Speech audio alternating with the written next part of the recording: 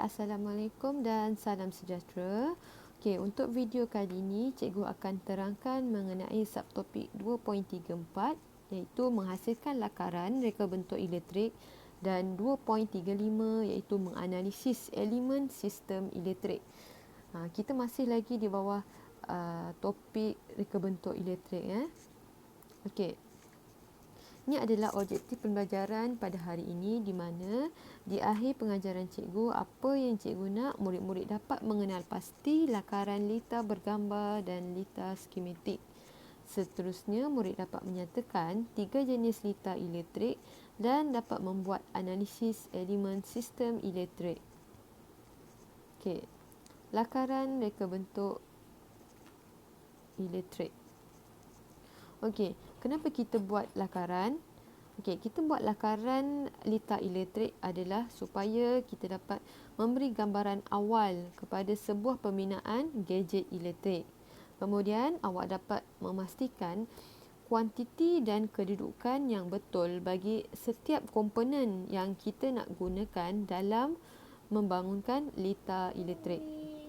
Okey, seterusnya, lita elektrik kita hasilkan sebelum kita membuat pembinaan gadget. Okey. Terdapat 2 jenis lakaran lita iaitu lita skematik dan lita bergambar. Okey, lita skematik awak boleh lihat di mana lakaran yang dilukis dalam bentuk simbol. Manakala lakaran lita bergambar dilukis dalam objek sebenar. Okey, seterusnya jenis lita elektrik.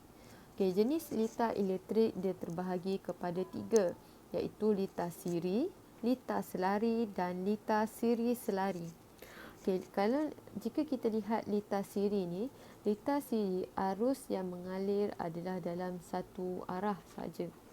Di mana lita selari arus dia berpecah bahagi kepada 2 kepada sealiran arus tu. Manakala bagi lita siri dan selari, dia adalah gabungan daripada lita siri dan lita selari. Okey, kita tengok pula perbezaan. Apa beza antara lita siri dan lita selari ni? Okey, kalau lita siri, voltan dia, nilai voltan adalah semakin berkurang apabila beban dia tambah. Di mana beban ni, setiap beban dia kena kongsilah jumlah voltan dia. Contohnya voltan bateri tu 9 volt. Jadi 9 volt kena bahagi kepada 2 beban iaitu mentol tadi. Maksudnya satu mentol tu dapat dalam 4.5 volt. Manakala kalau lita selari pula, nilai voltan tu sama dengan jumlah voltan yang diterima bagi setiap beban. Contohnya kalau voltan tu 9 volt, jadi voltan yang diterima bagi setiap beban juga 9 volt. Itu adalah lita selari. Kalau arusnya adalah sama pada semua tempat. Untuk lita siri. Kalau lita selari, arus dia akan semakin berkurang apabila semakin banyak beban. Sebab dia ada pecahan, arus dia terpaksa berpecah kan. Okey, seterusnya nilai rintangan. Rintangan bagi lita siri semakin banyak beban, semakin tinggi rintangan. Manakala kalau lita selari, jumlah rintangan dia adalah kecil. Berbanding dengan lita siri. Okey, sebab itulah dalam lita siri, apabila satu mentol terbakar, mentol lain juga akan tidak menyala. Satu tak berfungsi, yang lain pun tak berfungsi sebab dia daripada voltan yang sama, dia berkongsi kan. Manakala sebab jalan arus dia sama. Kalau lita selari, kalau satu mentol terbakar, mentol lagi satu, mentol yang lain masih boleh menyala. seterusnya sama juga dalam litar siri, jika satu mentol kalau jika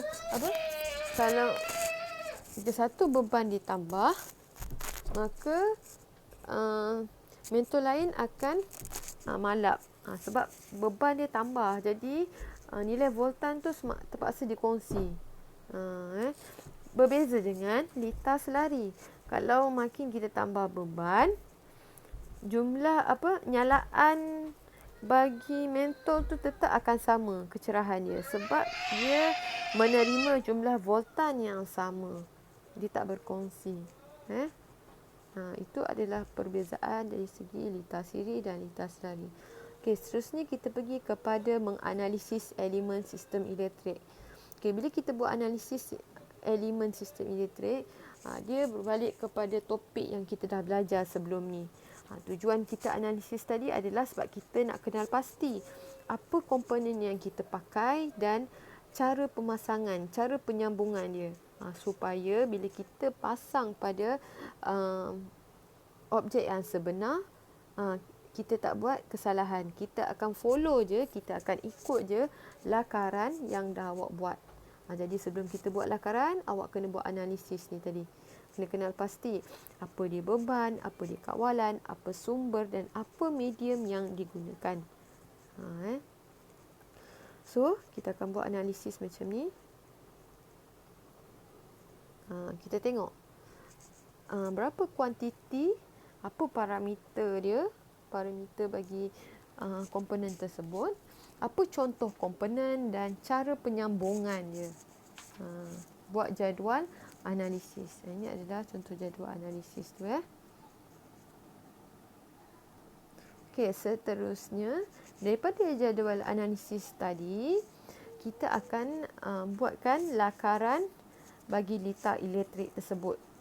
Kan kat atas ni tadi kita tengok, okey, sumber bateri sambungan dia punca positif disambungkan ke mentol 1.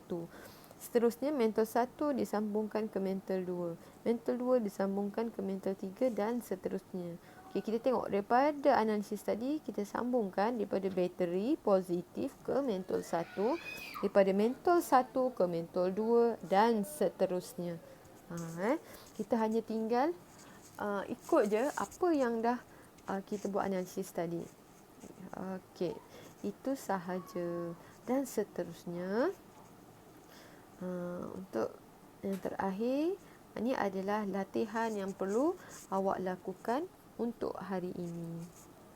Jika ada tak faham, boleh PM dengan cikgu. Okey, sekian. Terima kasih.